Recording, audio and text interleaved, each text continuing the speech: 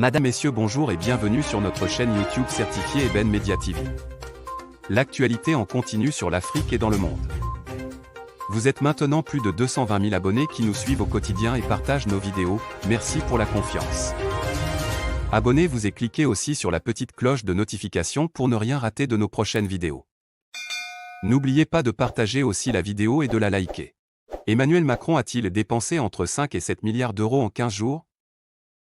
Finance, Xavier Bertrand a accusé Emmanuel Macron de dilapider l'argent public dans la course à l'Élysée. Les annonces de ces dernières semaines devraient effectivement faire augmenter les dépenses initialement prévues par l'État.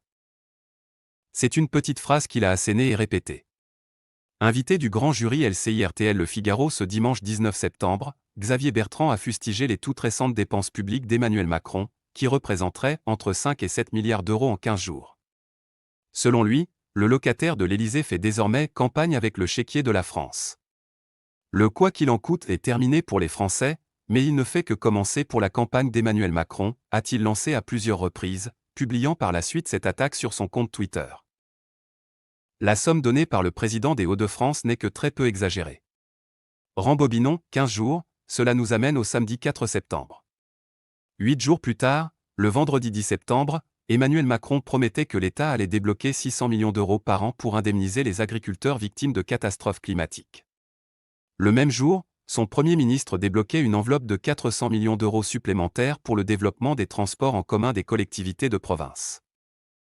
Le mardi qui a suivi, devant policiers et gendarmes, mais aussi devant Xavier Bertrand, le locataire de l'Élysée annonçait un budget supplémentaire de 500 millions d'euros pour la mise en œuvre du Beauvau de la sécurité.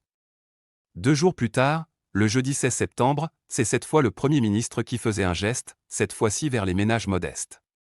Jean Castex déclarait que près de 6 millions de ménages modestes allaient bénéficier d'un chèque de 100 euros pour les aider à payer leurs factures énergétiques. Soit 600 millions d'euros alloués à cette cause. De plus, le locataire de Matignon confirmait au même moment une annonce faite plusieurs mois plus tôt, en juillet, par le ministre de l'Économie, Bruno Le Maire. Une nouvelle enveloppe de 2 milliards d'euros sera bien consacrée en 2022 au dispositif d'aide à la rénovation énergétique. Des dépenses qui inquiètent. En tout, le gouvernement a donc annoncé de nouvelles aides à hauteur de 4,1 milliards d'euros, dont 2 milliards qui étaient déjà prévus depuis le début de l'été. Ceci étant, on peut ajouter à cette somme les 1,5 milliard d'euros de financement pour Marseille promis par Emmanuel Macron le 2 septembre. De quoi arriver à un total de 5,6 milliards d'euros. Un chiffre proche de celui donné par le président des Hauts-de-France. Attention cependant, ce décompte n'est pas établi sur 15 jours, mais depuis le début du mois. Et intègre une mesure qui n'est pas nouvelle. N'oubliez pas de vous abonner et surtout de cliquer sur la cloche de notification. Likez la vidéo si ce n'est pas déjà fait. Laissez aussi votre point de vue en commentaire.